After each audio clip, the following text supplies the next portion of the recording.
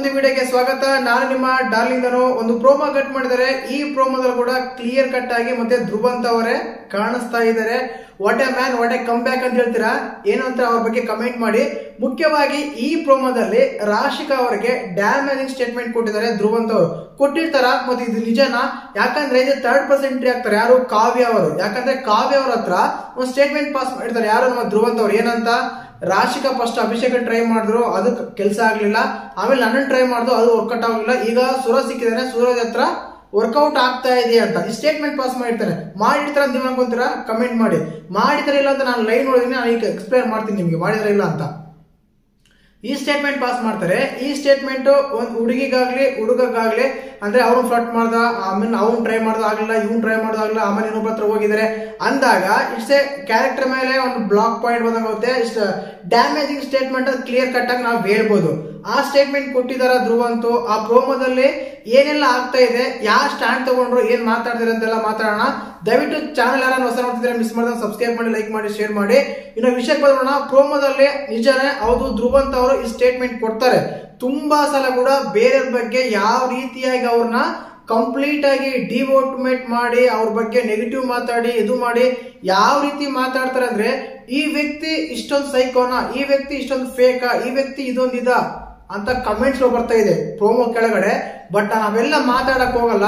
ಕಾರಣ ಏನಂದ್ರೆ, ಧ್ರುವಂತ್ ಅವರು ತುಂಬಾ ಸಲ ಈ ರೀತಿ ಎಲ್ಲ ಹೇಳ್ತಾರೆ. ಈಗ ರಕ್ಷಿತಾ ಬಗ್ಗೆ ತುಂಬಾ ಸಲ ನೀವು ಕೇಳಿರ್ತೀರ, ರಕ್ಷಿತಾ ಪುಟ್ಟಿ ಅಂತೆಲ್ಲ ಸ್ಟಾರ್ಟಿಂಗ್ ಎಲ್ಲ ಮಾತಾಡಿ, ನಿಮ್ಗೆ ಯಾರಾದ್ರೂ ಏನಾದ್ರು ಮಾತಾಡೋದು ನಾನಿದ್ದೀನಿ ಅಂತೆಲ್ಲ ಹೇಳಿ, ಅದಾದ್ಮೇಲೆ ರಕ್ಷಿತಾ ಬಗ್ಗೆನೆ ತುಂಬಾ ಕೆಳಮಟ್ಟವಾಗಿ ಕೀಳುಮಟ್ಟವಾಗಿ ಮಾತಾಡ್ತಾರೆ.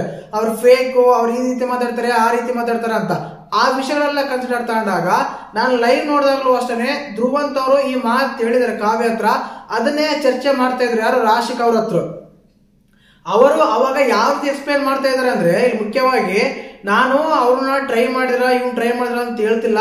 ನೀವು ಫಸ್ಟ್ ಅಭಿ ಹತ್ರ ಕ್ಲೋಸ್ ಇದ್ರೆ, ಆಮೇಲೆ ಧ್ರುವಂತ್ ಹತ್ರ ಕ್ಲೋಸ್ ಇದ್ರೆ, ಆಮೇಲೆ ಈಗ ಸೂರಜ್ ಹತ್ರ ಕ್ಲೋಸ್ ಇದ್ರೆ ಅಂತ ನಾನು ಸ್ಟೇಟ್ಮೆಂಟ್ ಕೊಟ್ಟಿದ್ದೆ ಅಂತ ಒಪ್ಕೊಂತಾರೆ. ಹೆಣ್ಮಕ್ಳನ್ನೇ ಮಾತಾಡಲ್ಲ, ನಾನು ಕಡಿಮೆ ಮಾತಾಡ್ತೀನಿ ಅಂತ ಹೇಳಿದ್ ಒಪ್ಕೊಂಡ್ಮೇಲೆ ಇದ್ರ ಬಗ್ಗೆ ನೀವೇನ್ ಹೇಳ್ತೀರಾ ಒಂದು ನಿಮ್ಮ ಕಮೆಂಟ್ ರೂಪದಲ್ಲಿ ಕಮೆಂಟ್ ಹಾಕಿ.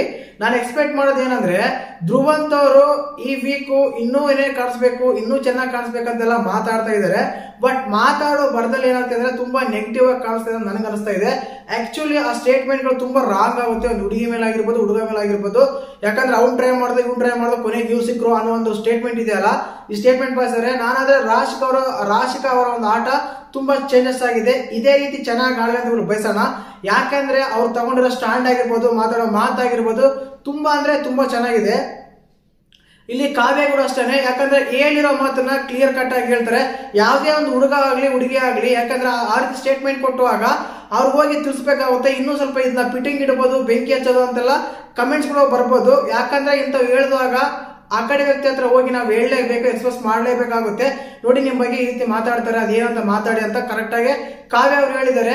ಇಲ್ಲಿ ಒಂದು ಸ್ಟೇಟ್ಮೆಂಟ್ ಬರುತ್ತೆ, ನಾನು ಹೆಣ್ಮಕ್ಳ ತುಂಬಾ ಜಾಸ್ತಿ ಮಾತೇ ಆಡಲ್ಲ ಅಂತಾರೆ. ನೀವ್ ಹೆಣ್ಮಕ್ಳ ಮಾತಾಡಲ್ಲ, ನಿಮ್ಮ ಹತ್ರ ಹೆಣ್ಮಕ್ಳು ಮಾತಾಡಕ್ಕೆ ಭಯ ಪಡ್ತಾರೆ, ನಿಮ್ಮ ಹತ್ರ ಮಾತಾಡಕ್ಕೆ ಅನುಮಾನ ಪಡ್ತಾರೆ ಅಂತೇಳಿ ಕಾವ್ಯ ಅವ್ರು ಕೂಡ ಹೇಳ್ತಾರೆ. ಕರೆಕ್ಟ್ ಆಗಿತ್ತು ಸ್ಟೇಟ್ಮೆಂಟ್ ಅಂತೂ, ಕರೆಕ್ಟ್ ಆಗಿತ್ತು ಮಾತು ಅಂತ ಹೇಳ್ಬೋದು. ಆಕ್ಚುಲಿ ಧ್ರುವಂತ್ ಅವರು ಇಂತ ತುಂಬಾ ಮಾತಾಡಿದೆ, ತುಂಬಾ ಮಾಡ್ತಾರೆ ಕೂಡ. ಈ ವ್ಯಕ್ತಿ ಒಂದೊಂದ್ಸಲ ವಿಚಿತ್ರವಾಗಿ ವರ್ತನೆ ಮಾಡ್ತಾ ಅನ್ನೋದ್ರಲ್ಲಿ ಯಾವುದೇ ಅನುಮಾನನೇ ಬೇಡ, ಅನುಮಾನ ಇರಲ್ಲ ಅಂತ ಅನ್ಸುತ್ತೆ. ಮತ್ ನಿಮ್ಗೆ ಪ್ರೋಮೋ ನೋಡಿದಾಗ ಧ್ರುವಂತ್ ಅವರು ಈ ಸ್ಟೇಟ್ಮೆಂಟ್ ಕೊಟ್ಟಿದ ಮೇಲೆ ನಿಮ್ಗೆ ಹೇಗೆ ಅನಿಸ್ತಾ ಅಂತ ನೀವು ತಿಳಿಸಿ. ವಿಡಿಯೋ ಲೈಕ್ ಮಾಡಿ, ಶೇರ್ ಮಾಡಿ, ಸಬ್ಸ್ಕ್ರೈಬ್ ಮಾಡಿ. ಜೈ ಹಿಂದ್, ಜೈ ಕರ್ನಾಟಕ ಮಾತೆ.